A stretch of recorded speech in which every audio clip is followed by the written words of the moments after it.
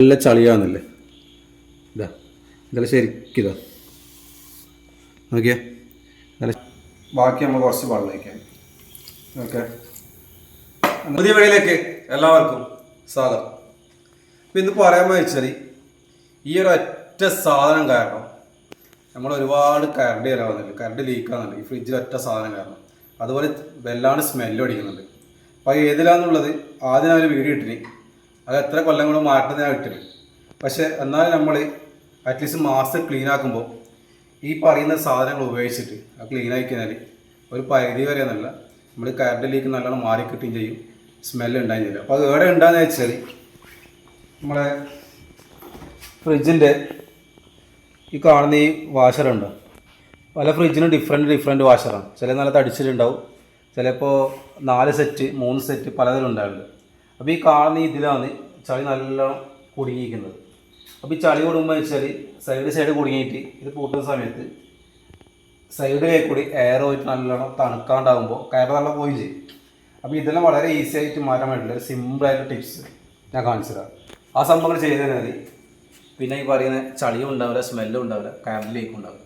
Okay, നമുക്ക് അങ്ങനെ ആക്കുന്ന വെച്ചാൽ വീഡിയോത്തിൽ നമുക്ക് പോകാം.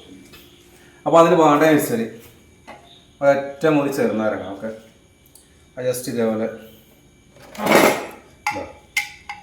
ഇത് പീനിട്ട് ഒരമുറി മതി.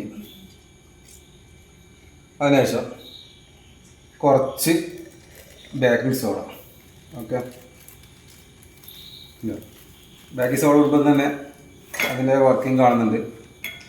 പിന്നെ ബാക്കി നമ്മൾ കുറച്ച് വെള്ളം വയ്ക്കാം. ഓക്കെ, എന്നിട്ട് ഇത് നല്ലോണം മിക്സ് ആക്കിയിട്ട്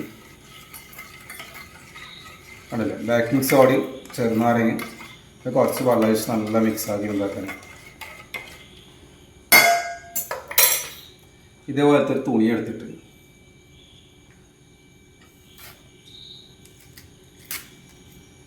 നമ്മൾ അറ്റ്ലീസ്റ്റ് ഉണ്ടാക്കാൻ വന്നിട്ട്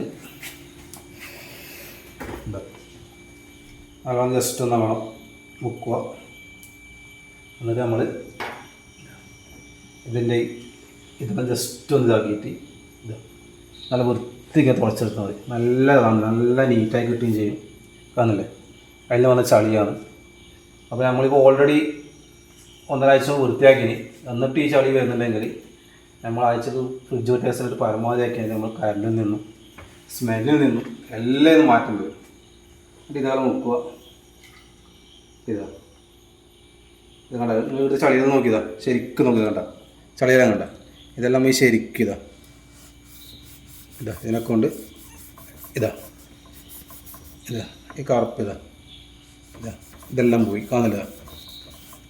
ഓക്കെ, ഇതെല്ലാം മൊത്തത്തിൽ വൃത്തിക്ക് തുളച്ചെടുത്താൽ നമ്മളെ ഫ്രിഡ്ജിലെ തണുപ്പിൽ അങ്ങനത്തെ നിൽക്കുകയും ചെയ്യും, എയർ ഔട്ടായിട്ട് പോകുന്നില്ലാണ്ടാവും.